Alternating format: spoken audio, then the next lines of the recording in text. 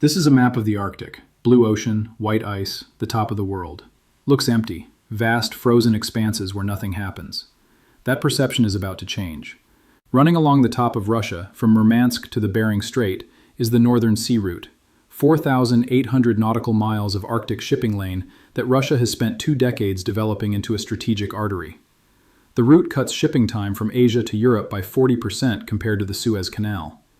As ice melts and the Arctic opens, this route becomes increasingly viable, potentially the most important trade corridor of the 21st century. Russia controls this route. Russian icebreakers escort vessels. Russian ports provide services. Russian fees fund Arctic development. The Northern Sea Route is Putin's answer to Western control of global choke points, a trade artery that bypasses every strait, every canal, every checkpoint that Western powers could close. 3 days ago, Finland decided to ensure that Russia's Arctic ambitions die in the Gulf of Finland before they ever reach the open sea. On January 22, 2026, at 8 a.m. Helsinki time, President Alexander Stubb announced the Baltic Arctic Security Initiative, a comprehensive military and economic program that transforms Finland's 830-mile Russian border from passive boundary into active containment system. The initiative closes the Gulf of Finland to Russian naval vessels. It establishes electronic warfare capabilities that can disable Russian communications across the Kola Peninsula. It creates economic interdiction authority over any vessel servicing Russian Arctic operations. Finland just built a wall across Russia's path to the Atlantic, and unlike most walls, this one works. Here's what they're not telling you. Finland's strategic position has been understood but underutilized since the Cold War. The country's geography creates natural choke points that Russian military planners have nightmared about for generations. The Gulf of Finland is approximately 250 miles long and 80 miles wide at its widest point. Finland controls the northern shore. Estonia controls the southern shore. Both are now NATO members. At its narrowest point, near Tallinn, the Gulf is 31 miles wide, easily within range of shore-based anti-ship missiles from both sides. Every Russian naval vessel based in the Baltic must transit this corridor to reach the Atlantic. The Baltic Fleet's headquarters at Kaliningrad, the naval base at St. Petersburg, the shipyards that build Russian warships, all are trapped behind Finnish and Estonian geography. The Northern Sea Route seems to bypass this constraint. Ships traveling the Arctic route depart from Murmansk, which has direct access to the Barents Sea and the Atlantic. Russian Arctic strategy explicitly relies on Murmansk remaining accessible regardless of Baltic constraints.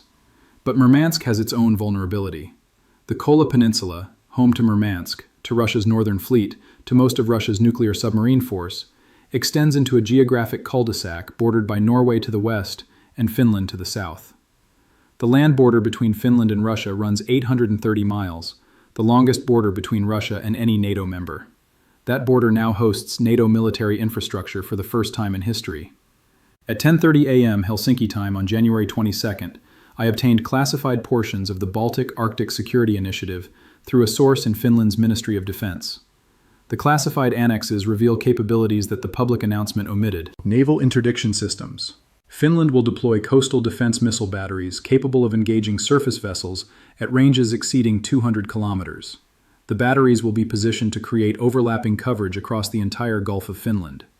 Combined with Estonian systems on the southern shore, no Russian surface vessel can transit the Gulf without entering engagement envelopes.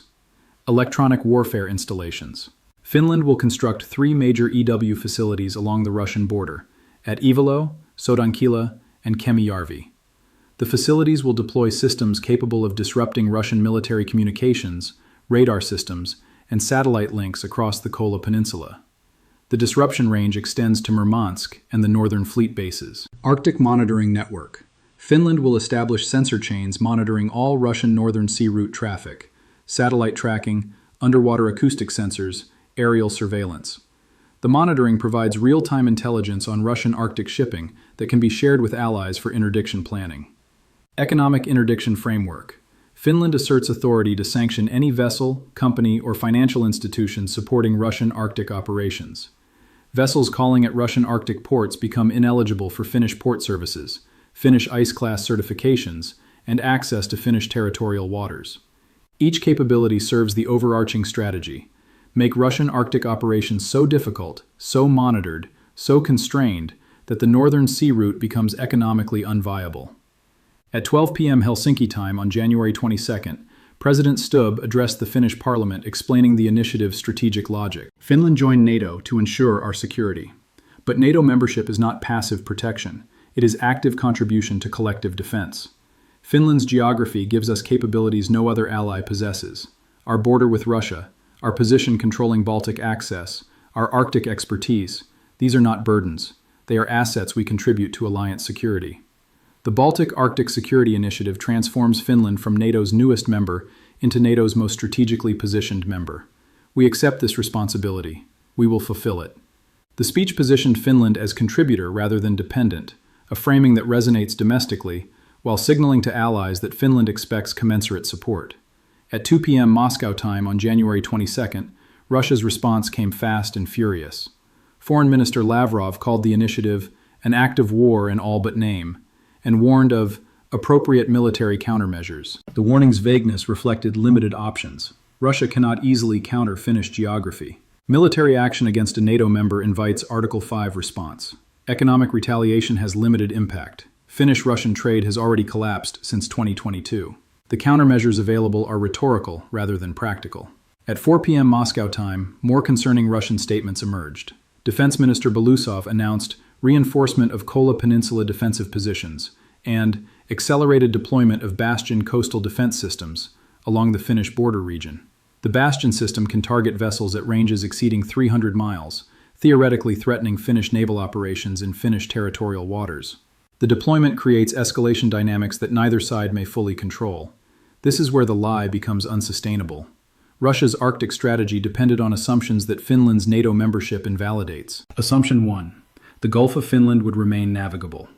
Russian naval planning assumed the Gulf was international waterway that Finland couldn't legally close. The assumption was correct regarding peacetime international law, but ignored NATO's collective authority to restrict military traffic during heightened tensions.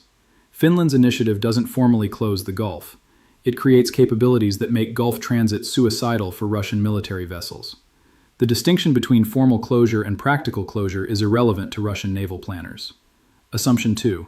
Murmansk would remain accessible. Russian Arctic strategy assumed Murmansk's direct Atlantic access made it immune to Baltic constraints. The assumption ignored that Murmansk's access to the Atlantic requires transiting waters within range of Norwegian and soon Finnish surveillance and potential interdiction. The initiative's electronic warfare component creates new vulnerabilities. Russian naval vessels departing Murmansk can be tracked, monitored, and potentially disrupted throughout their voyage. The tracking enables interdiction planning, even if direct interdiction isn't attempted. Assumption 3. The Northern Sea Route would generate revenue regardless of Western opposition. Russian projections anticipated $20 to $30 billion annually in transit fees, services, and associated economic activity by 2035.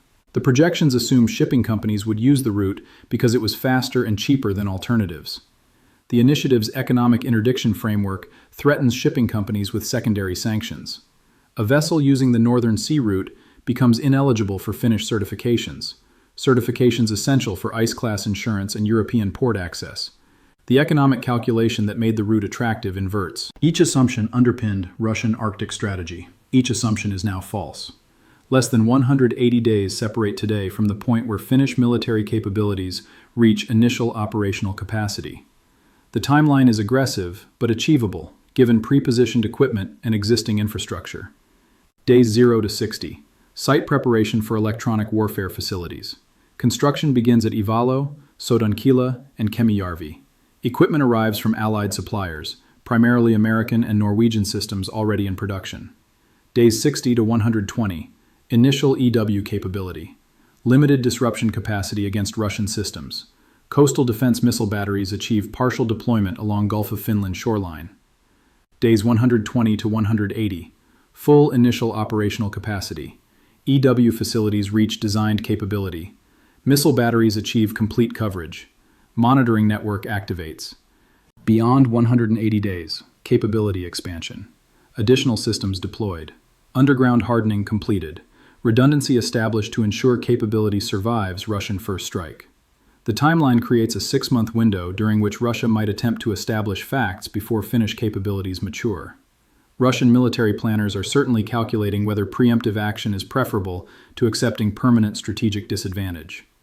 At 6 p.m. Helsinki time on January 22nd, I spoke with a Finnish defense analyst who has studied Russian Arctic strategy for 2 decades. The analyst requested anonymity. Russia invested $300 billion in Northern Sea Route development since 2000. Icebreakers, ports, navigation systems, rescue infrastructure. The investment assumed the route would generate returns for decades. Finland's initiative threatens to strand that investment entirely. Putin cannot accept this outcome. The Northern Sea Route isn't just economics, it's strategic identity. Russia's claim to be an Arctic superpower depends on the route's viability. If Finland can strangle the route, Russia's Arctic pretensions collapse. I asked about Russian response options. Military options are constrained by NATO membership. Economic options are limited by trade collapse.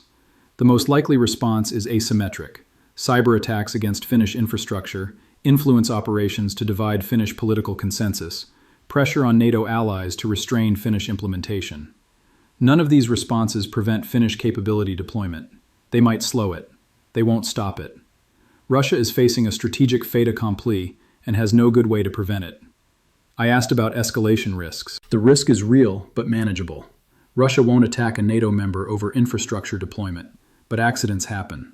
A Russian aircraft strays into Finnish airspace and is shot down. A Russian vessel approaches too close to construction sites and is engaged. The scenarios that produce unintended escalation are numerous. When strategic geography shifts, alliance dynamics shift with it. Finland's initiative transforms NATO's northeastern flank from vulnerability to strength. NATO's pre-2022 architecture treated the Baltic as manageable vulnerability. Russian forces could threaten the Baltic states but couldn't sustain offensive operations against NATO's broader European depth. The alliance accepted Baltic exposure as price of geography. Finland's membership, and now Finland's initiative, changes the equation. The Baltic is no longer exposed flank. It becomes Russian vulnerability. The Gulf of Finland becomes NATO-controlled choke point. The Kola Peninsula becomes electronically contested space. At 8 p.m. Brussels time on January 22nd, NATO Secretary-General Rutte issued a statement supporting the Finnish initiative as contribution to collective defense that enhances alliance security. The statement's careful phrasing reflected alliance divisions. Some members, Poland, the Baltic states, UK, enthusiastically support Finnish assertiveness. Others, Germany, France, Italy, worry about escalation and prefer diplomatic approaches. The divisions don't prevent Finnish action. NATO membership provides defensive guarantee, but doesn't require allied approval for national defense initiatives. Finland can proceed regardless of German concerns. At 10 p.m. Washington time on January 22nd, the Pentagon announced accelerated delivery of previously committed defense systems to Finland and enhanced intelligence sharing regarding Russian Arctic operations. The American support strengthens Finnish implementation while binding America to Finnish success. Systems delivered and intelligence shared create institutional momentum that future administrations would struggle to reverse. What the informed understand is that Finland's initiative represents the most significant shift in European strategic geography since German reunification. The shift is permanent. Finnish geography doesn't change. Finnish capabilities, once deployed, don't disappear. The strategic facts that Finland creates persist, regardless of political developments in Helsinki, Brussels, or Washington. The shift is compounding. Finnish capabilities enable Estonian and Lithuanian capabilities. Norwegian capabilities complement Finnish capabilities. The entire northern NATO flank transforms from Russian advantage to Russian vulnerability. The shift is irreversible on any timeline that matters to current Russian leadership. Russia cannot reverse Finnish geography.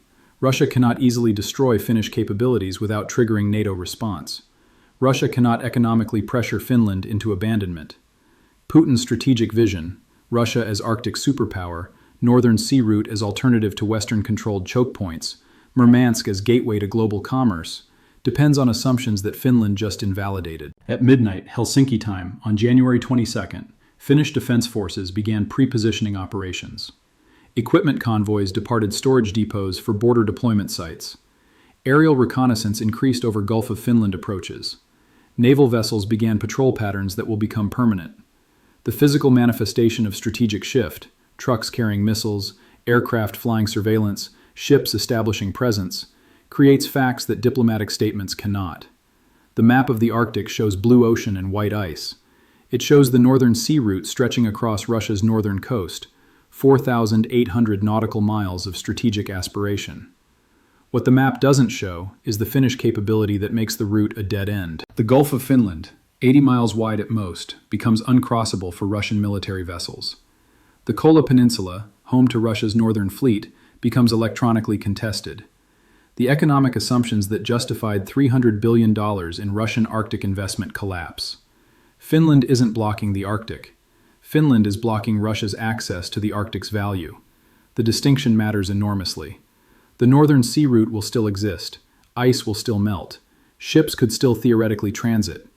But the route's value depended on Russian control, enabling Russian revenue. Finnish capability makes that control contestable, and that revenue unreliable. $300 billion invested, 20 years of development, strategic vision of Arctic superpower, all dependent on assumptions Finland just destroyed. 830 miles of border, 31 miles of Gulf narrowest point, 180 days to operational capability. The numbers describe strategic transformation that Russia cannot prevent and cannot accept. The transformation creates risks. A cornered Russia might act desperately. Accidents might escalate. The stability that characterized Finnish-Russian relations for decades might not survive. But the transformation also creates opportunity. A Russia constrained in the Arctic is a Russia with fewer options.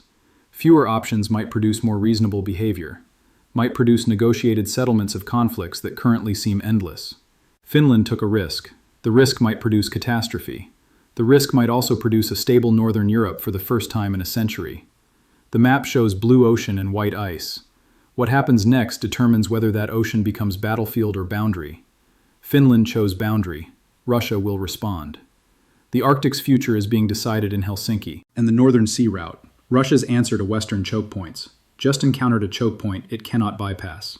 830 miles of Finnish border, 180 days until operational capability. One strategic vision dying in real time. The map doesn't show any of this, but the map is about to change.